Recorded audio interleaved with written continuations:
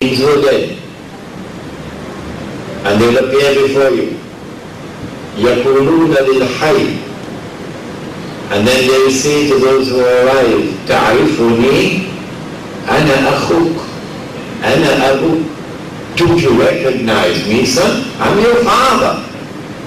I died 40 years ago. But I am here, I'm your father. He has the appearance of your father, exactly. He speaks with your father's voice, exactly. And more than that, he has your father's memory. He knows things only your father knows. He's a jinn. The jinn live for thousands of years. So the jinn had the record of everything that your father did in his life. As a memory of your father. So a day with a jinn is not like a day with us.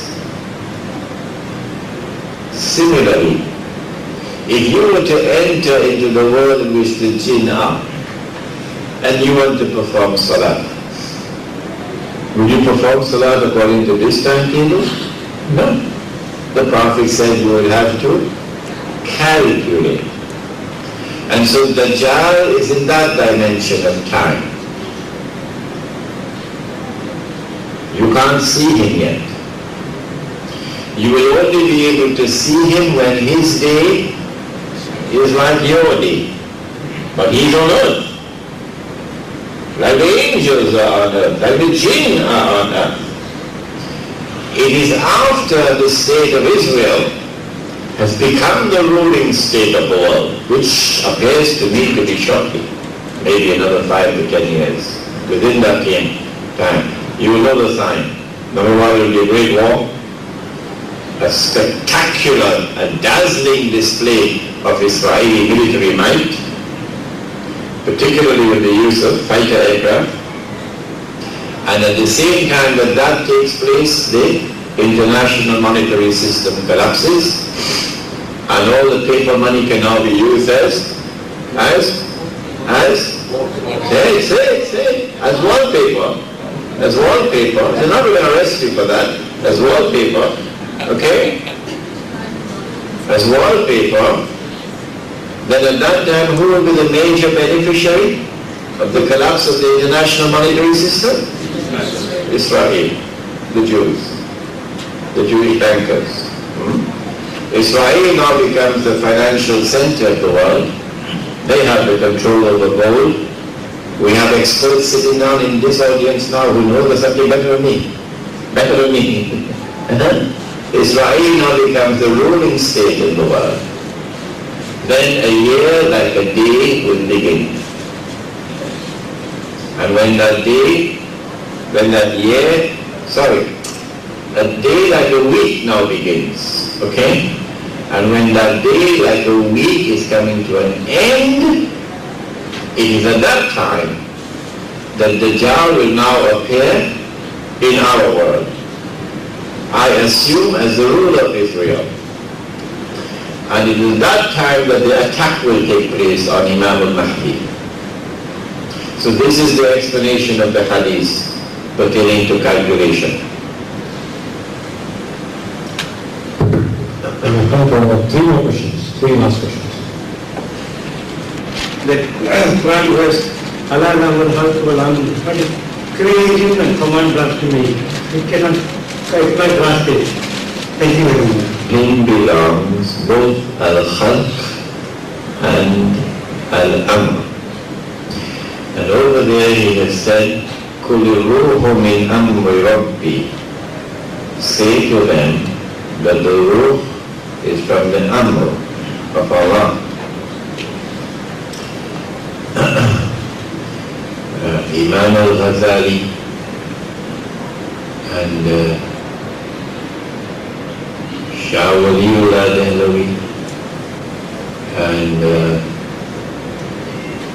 Jalaluddin Rumi and so many other, Sheikh Al-Akbar Muhyiddin Ibn Arabi and so many of other illustrious scholars of Islam have written on this subject. that there is a demarcation by Allah of two worlds. The world of khalq and the world of amr. These are two different worlds, but both belong to Him. Both are in submission to Him. Both are His creation. The roof belongs to this one. The trees belong to that one. But this is His creation and this is His creation. The Hindu says no. The Hindu says that this is Atma, the soul, and that is Paramatma, the great soul. And this Atma is a part of that Paramatma. And the destiny of the soul is to travel until it succeeds in reuniting with Paramatma and being absorbed into Paramatma, the great soul. So this is not the creation of that. This is a part of that. Pantheism. Ala lahu khalqu wal amr dismisses pantheism. No. The soul is also Allah's creation. The soul also belongs to Him. It's His creation, like the trees and the plants and the flowers. The rest is what I gave you in the lecture, that the distinctive difference between this and that is that this one possesses personality. In the case of the human being, the most highly developed form of personality, self-consciousness, self-directed will. I was taught this in 1965, 36 years ago, by Maulana Fadl Rahman Ansari rahimahullah. 36 years ago. Self-consciousness, self-directed will, creative intellect, capacity to pursue knowledge independently, and ability to show grace, to forgive. The jinn possess self-consciousness. The jinn possess a self-directed will, so they can make a free choice. The jinn also possess the capacity for independent thinking. But the jinn do not appear to have that fourth part. The angels have number one, self-consciousness. But the angels do not have number two and number three and number four.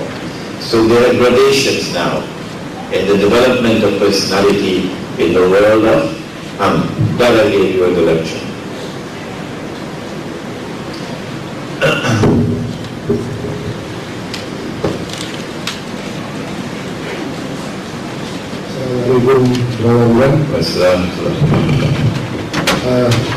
I have, according to this Imam Abdullah Iskandari, he has sort of divided men into two identified groups. One is in the Asbab group and the other one is in the Tajrid group. The Asbab group and the Tajrid group are two categorized groups, whereby the Tajrid group will believe everything comes from Allah, whereas the Asbab group will only think that, oh, I have to work for something before I can get that. So, in these two different categories, both are having that faith in Allah subhanahu wa ta'ala, which means the Iman. We all know that Iman has to be sustained at regular intervals, otherwise it will just fade off. What is your question, brother? Your question? I'm coming to the question. Please. How are you going to maintain or sustain this Iman in us, like as you say, this faith? How are we going to ensure that this faith is always there in us? Thank you very much. The group which say that everything comes from Allah would be correct if they say that everything is in the knowledge of Allah. Everything is in the knowledge of Allah. That you're going to commit suicide, that is already in the knowledge of Allah. But Allah is not responsible for your committing suicide. You are responsible. It is in His knowledge, but you are responsible for it. The group which says you've got to work for it before you get it must also recognize that it is in the knowledge of Allah.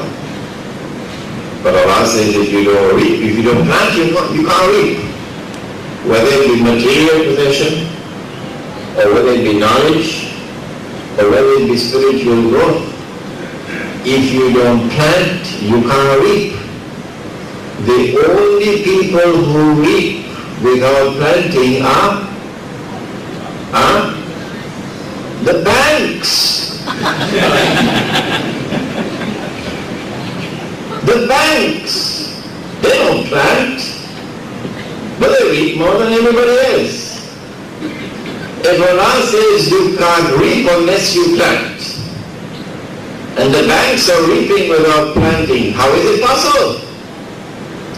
The answer is that they are reaping what others are planting. The answer is they are living off the sweat of others. How can we keep Iman in the heart? رَبَّنَا لَا تُزِغْ قُلُوبَنَا بَعْدَ إِذْ هَدَيْتَنَا وَهَبْ لَنَا مِن لَّدُنكَ رَحْمَةً إِنَّكَ أَنْتَ الْوَهَّابُ. There are some dua that you must recite constantly in this age. Number one on the list, is Allahumma arina al-haqqa haqqan warzuqna ittiba'ah. Oh Allah, show me truth and grant me the capacity to recognize it as truth. They are asking for Mercedes-Benz and they are asking for mansions in KL. I don't ask for that. This is all I ask for. Show me the truth and grant me the eyes with which to recognize it as truth. I don't ask for anything more. And when I recognize it as truth, grant that I may accept it and follow it. It will take me to heaven. وَأَرِنَا الْبَاطِلَ بَاطِلًا وَارْزُقْنَا اجْتِنَابَهُ. Others are asking for the world. This is all I ask for. Show me falsehood. Take the veils from off my eyes that I may see falsehood and recognize it as falsehood. And when I recognize it as falsehood, that I may turn away from it, reject it, oppose it, and thus be saved from the hellfire. This is dua number one. And then after it comes dua number two. Dua number two is this one. رَبَّنَا لَا تُزِغْ قُلُوبَنَا بَعْدَ إِذْ هَدَيْتَنَا. Cause not our hearts to go astray after you have brought us on this path, O Allah. So the way you stay on firm faith is by following Allah, following His commands, and constantly making the dua that Allah may protect you from turning away from the path of faith. Last question is one.